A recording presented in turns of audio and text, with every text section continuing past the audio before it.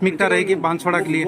बिल्कुल लोकसभा चुनाव बांसवाड़ा डूंगरपुर का आज मुझे सौभाग्य मिला कि आज मेरा जनता की भावना के अनुरूप मेरा नामांकन दर्ज हुआ और मेरी पहली प्राथमिकता यही रहेगी कि यहाँ के लोगों को आत्मनिर्भर बनाए हर तरफ से, क्योंकि आज तक यहाँ पर बांसवाड़ा डूंगरपुर के अंदर देखा जाए, पूरे उदयपुर क्षेत्र आदिवासी बाहुल्य जो क्षेत्र है उसमें देखा जाए कि पूर्व कई नेताओं ने पार्टियों के नाम से सिर्फ गुमराह किया और समय आने पे उनके व्यक्तिगत हित को देखते हुए पार्टियां बदलने का भी काम किया।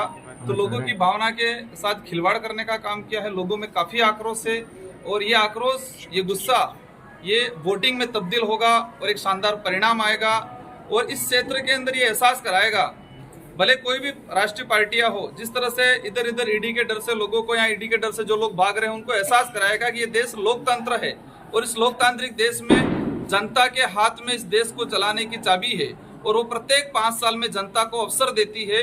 तो इस बार ये अवसर आया है, जनता एहसास कराएगी कि ये लोकतंत्र है, राजतंत्र नहीं, ये देश संविधान से चलता है, ईडी से नहीं।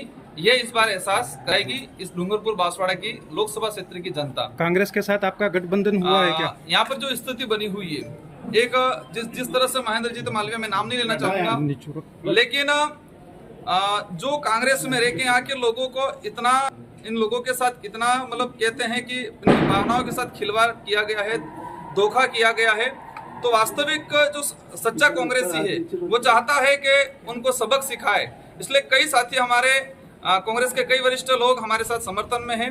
कांग्रेस के हाईकमान में अभी तक कोई डिसीजन नहीं लिया गया है, लेकिन ये चुनाव बीजेपी कांग्रेस या बीएपी का चुनाव नहीं रहा है, ये चुनाव लोकतंत्र बचाने का चुनाव रहा है और हम सबकी जिम्मेदारी है। मैं तो बीजेपी के लोगों से भी कहना चाहूंगा कि आपके साथ भी अन्याय हो रहा है, कांग्रेस के लोगों के साथ अन्याय हुआ, इस क्षेत्र के आदिवासी बाहुल्य के क्षेत्र के साथ अन्याय हुआ, जो भी ST SC minority OBC general कोई भी वर्ग है, हम सबकी जिम्मेदारी है कि चुनाव बीजेपी कांग्रेस या बीएपी का चुनाव नहीं है, ये चुनाव लोकतंत्र बचाने का चुनाव है और इस चुनाव में ये एहसास कराना है कि ये देश संविधान से चलता है, ईडी से नहीं।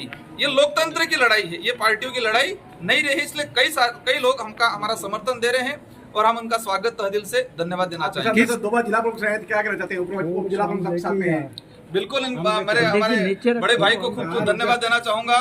उन्होंने लोकतंत्र को चुना और उन्होंने ये, इनके अंदर ये भावना आई कि जो लोग कांग्रेस के साथ गद्दारी करके गए हैं, जो लोग यहाँ के लोगों की भावना के साथ खिलवाड़ करके गए हैं, हम सब मिलके इनको सबक सिखाए, उनको एहसास कराए कि ये लोकतंत्र है। किस तरह से रुझान मिल रहा है आपकी बार जनता का? बहुत बढ़िया रुझान मिल रहा है। मैं फील्ड में जाता हूँ, मुझे दुख महसूस होता है कि बड़े बुजुर्ग जो 70-80 साल के मिलते हैं, कहते हैं हमने 40-40 साल हो गए कांग्रेस में निकाला।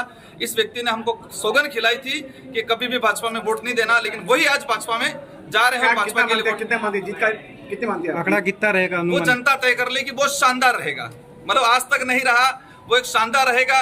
पूरे देश के अंदर एक बेस्ट परिणाम आएगा। विपक्ष को धूल चटाओगे मतलब? बिल्कुल, जनता चटा देगी।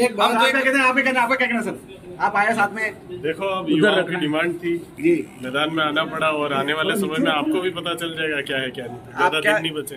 समर्थन कर रहे हैं आप बाप को? आपको आने वाले समय में पता चल जाएगा क्या है क्या नहीं। हम तो तोप के लेके चल रहे हैं, साथ में ही चल रहे हैं कुल मिलाकर। राजकुमार जी, एक आपसे कहना चाहूँ, जनरल कास्ट के लोगों को एक भय है आपसे, आप पार्टी से, कि कहीं ऐसा नहीं हो जाए तो उनके मकानों पर डामर या मीणा, इस तरह का डर का माहौल है, उस पर आपने बहुत शानदार सवाल पूछा। मैं भी चाहता हूँ कि मीडिया सवाल करे। ये देश के अंदर एक धर्म के नाम से राजनीति की जा रही है, इस इलाके में भी धर्म प्लस वर्गों के नाम से। मैं आदिवासी समाज से हूँ, मेरा कर्तव्य बनता है, आदिवासी बाहुल्य क्षेत्र है, आदिवासियों की स्थिति जो बनी हुई है वर्तमान में बहुत भयंकर बनी हुई है, तो मेरा फर्ज बनता है, मैं आदिवासी समाज के लिए बात करता हूं। लेकिन इसका मतलब ये नहीं कि हम किसी जनरल के खिलाफ हैं। हमारे साथ ओबीसी, माइनॉरिटी, एससी, जनरल वर्ग के साथी भी कई लोग हमारे साथ जुड़े हुए हैं। जो मानवता में विश्वास करता है उस सबको हम कंधे से कंधा मिला के लेके चलेंगे।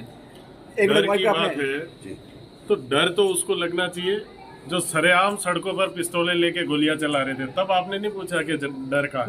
उसके बाद गरीब लोगों के प्लॉटों पे कब्जे किए गए, तब आपने नहीं पूछा डर कहाँ है। मीडिया ने सवाल पूछा। मैं आपसे निवेदन करूं कि डर तो वो फैला रहे हैं जो आम लोगों के प्लॉटों के विवाद पे जाके बैठ के और खुद के जेब भर रहे हैं। डर वो फैला रहे हैं जो युवाओं का गला घोट के उनकी राजनीतिक हत्या कर रहे हैं। डर वो फैला रहे हैं जिन्होंने केवल मात्र राजनीति को अपना अर्थोपार्जक व्यवस्था समझी। इसलिए हम सब साथ में है और वागड़ में कोई भी डर का माहौल नहीं रहेगा। हमारे जीते जी तो नहीं रहेगा। ठीक है, कांग्रेस का क्या स्टैंड है सर, बताओ। कांग्रेस का स्टैंड जल्दी आपके सामने आएगा और बहुत शानदार आएगा। धन्यवाद। Thank you. धन्यवाद। Sagwara live news. जी हाँ, लेटेस्ट खबर पाने के लिए चैनल को सब्सक्राइब कीजिए, वीडियो को लाइक कीजिए और शेयर कीजिए। धन्यवाद।